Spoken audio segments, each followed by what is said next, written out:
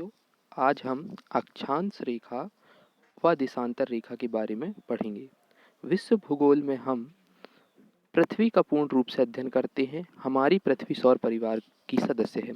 इसका भौगोलिक अध्ययन हम एक नमूने की सहायता से करते हैं जिसे ग्लोब कहते हैं। ग्लोब में कुछ रेखाएं होती हैं जो निम्नलिखित होती हैं। पहली अक्षांश रेखा, दूसरी देशांतर रेखा। इसे अक्षांश रेखा को अंग्रेजी में लैटिट्यूड लाइन्स तथा देशांतर रेखाओं को लॉन्गिट्यूड लाइन्स कहते हैं। ये हमारी पृथ्वी है और ये ग्लोब के रूप में है।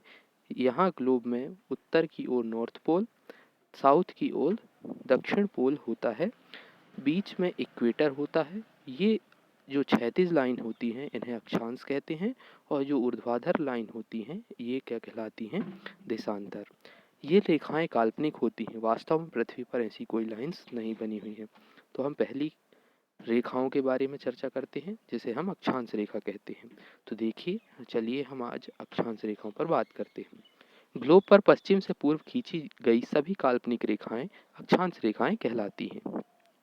फिर से मैं रिपीट करता हूँ, ग्लोब पर पश्चिम से पूर्व, पश्चिम से पूर्व, पश्चिम इस तरफ पश्चिम से पूर्व खींची गई सभी रेखाएं अक्षांश कहलाती हैं। पृथ्वी के बीच मध्य में एक 0 डिग्री अक्षांश रेखा होती है जिसे भूमध्य रेखा या विषुवत रेखा भी कहते हैं।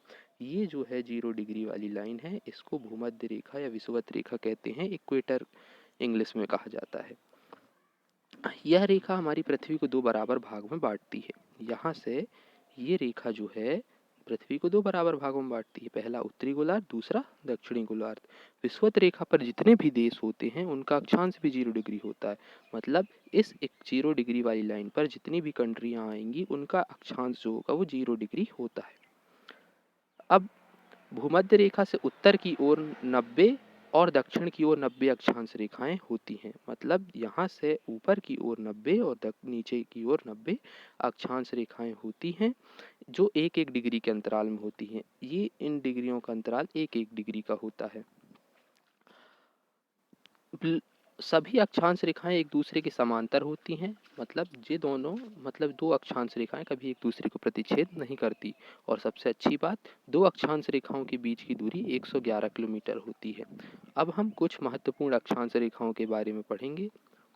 भूमध्य रेखा से उत्तर की ओर 23.5 डिग्री पर जो रेखा होती है उसे कर्क रेखा कहा जाता है। भूमध्य रेखा पर उत्तर की ओर 23.5 डिग्री पर जो रेखा होती है उसे कर्क रेखा कहा जाता है। ये जो कर्क रेखा है 23.5 डिग्री पर है। 21 जून को कर्क रेखा पर सूर्य लंबवत होता है, इसलिए उस दिन सबसे बड़ा दिन होता है। भूमध्य रेखा से दक्षिण की ओर 23.5 डिग्री पर जो रेखा होती है उसे मकर रेखा कहते हैं। वो यहाँ से 23.5 डिग्री दक्षिण की ओर ये जो रेखा है मकर रेखा है। 22 दिसंबर को सूर्य मकर रेखा के ठीक ऊपर होता है। इस कारण से इस दिन दक्षिणी गोलार्ध का सबसे बड़ा दिन होता है। अच्छा, एक इम्पॉर्टेंट बात, अफ्रीका एक ऐसा महाद्वीप है। अफ्रीका कौन सा? ये जो अफ्रीका एक ऐसा महाद्वीप है जहाँ से तीनों रेखाएं गुजरती हैं। तीनों रेखाओं का मतलब कर्क रेखा, भूमध्य रेखा, मकर रेखा गुजरती हैं। बाकी महाद्वीप से 1 या 2 ही अक्षांश रेखाएं होकर गुजरती हैं। अब हम दूसरी रेखाओं के बारे में चर्चा करेंगे, देशांतर रेखा। उत्तरी ध्रुव से दक्षिणी ध्रुव दोनों को मिलाने वाली काल्पनिक रेखा देशांतर रेखा कहलाती है। ये उत्तरी ध्रुव है, ये दक्षिणी ध्रुव है, दोनों को मिलाने वाली रेखा अक्षांश रेखा।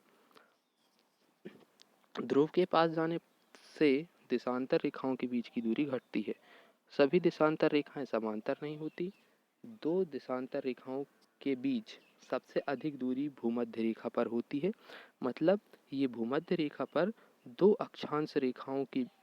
देशांतर रेखाओं के बीच की दूरी 111.3 किलोमीटर होती है, यहाँ से यहाँ तक के बीच की दूरी। और जैसे हम पोल के पास जाएंगे यह दूरी क्या हो रही है, देखिए यहाँ पर कम हो रही है। और यहाँ से यहाँ तक के बीच की दूरी कितनी है? 111.3 किलोमीटर। ग्रीनविच मुख्यालय से गुजरने वाली देशांतर रेखा 0 डिग्री वाली होती है, जिसे प्रधान मध्यवाहन रेखा या ग्रीनविच रेखा के नाम से भी जाना जाता है। देशांतर रेखाएं कुल 360 हैं तथा ग्रीनविच से 180 पूर्व और 180 पश्चिम की ओर हैं। मतलब ग्रीनविच 180 पूर्व और 180 पश्चिम, इस तरह। तो टोटल 360। और 0 डिग्री और 180 डिग्री वाली देशांतर रेखा एक दूसरे के ठीक विपरीत होती है, 0 और 180 वाली। जीरो डिग्री देशांतर रेखा कर्क रेखा को अल्जीरिया में, ये देखिए जीरो डिग्री देशांतर रेखा जो ये है, ये कर्क रेखा को अल्जीरिया में, और भूमध्य रेखा को गिनी की खाड़ी में, और मकर रेखा को नामीबिया के पश्चिम में स्थित अटलांटिक महासागर पर प्रतिच्छेद करती है।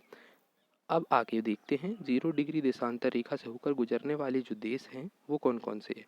तो यहाँ यूके, फिर स्पेन, फ्रांस, अल्जीरिया, घाना और अंटार्कटिका, ये जो देश है ये जीरो डिग्री देशांतर रेखा पर आते हैं। तो धन्यवाद साथियों, यदि आपको वीडियो अच्छी लगी है तो लाइक और शेयर ज़रूर करें।